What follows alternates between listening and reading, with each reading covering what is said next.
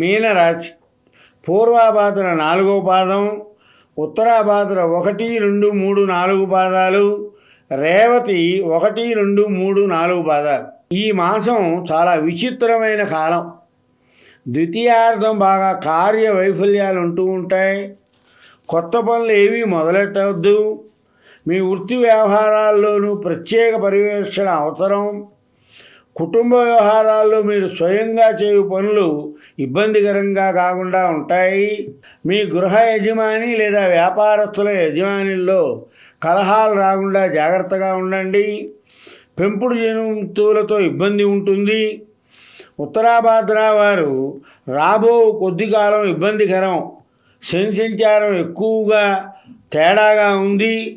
ఈ నెలలో గ్రహ వ్యతిరేకత ఎక్కువగా గోచరిస్తోంది కాబట్టి చాలా జాగ్రత్తగా ఉండటం మంచిది. దూర ప్రయాణాలు విరమించండి. విద్యార్థులకు విద్యా వ్యాసంగాలు సరిగా సాగవు.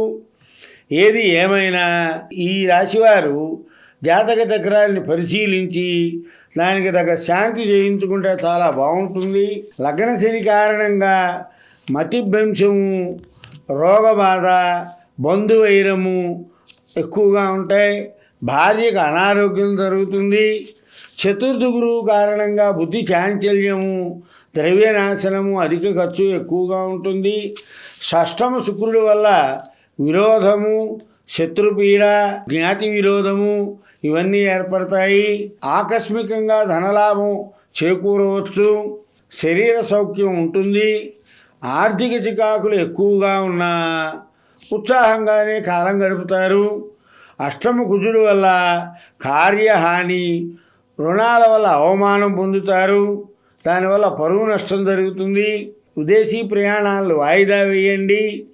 కోర్టు వ్యవహారాలన్నీ పరిష్కారానికి వస్తాయి. స్థిరాస్తి వ్యాపారం కూడా మందగోడిగా సాగుతుంది. షేర్ వ్యాపారస్తులకు బాగుంటుంది. సాంఘిక కార్యక్రమంలో పాల్గొనే వాళ్ళకి కీర్తి ప్రతిష్టలు బాగా పెరుగుతాయి.